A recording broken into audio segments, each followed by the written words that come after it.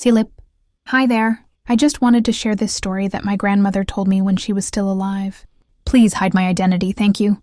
They say this happened in 2007, when my older cousin, the daughter of my aunt, was just a baby, maybe around 1 to 3 months old. Our house had an underground area with a room, and at that time, my grandmother and her sister-in-law were in that room during noon.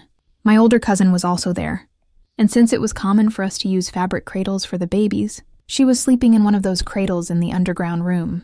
Her sister-in-law went out briefly to use the restroom, leaving my grandmother and my older cousin alone in the underground area. When my grandmother's sister-in-law returned, she saw a child approaching the underground area.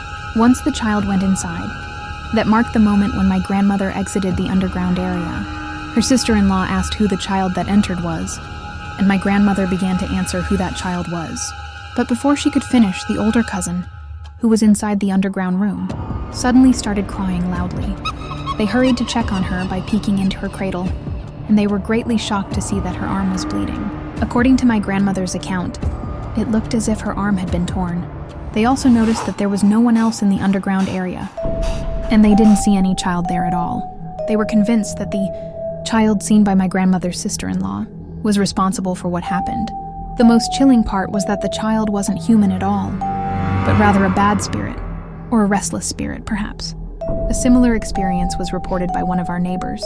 One night, as her children were sleeping, the neighbor suddenly woke up and saw a child standing in front of them. But what was truly horrifying was that the child had no head. After my grandmother finished telling the entire story, she also explained why children have been appearing in our area. Apparently, behind another neighbor's house, there was a large tamarind tree, and at that exact location, they would dig up or bury aborted fetuses or miscarried babies,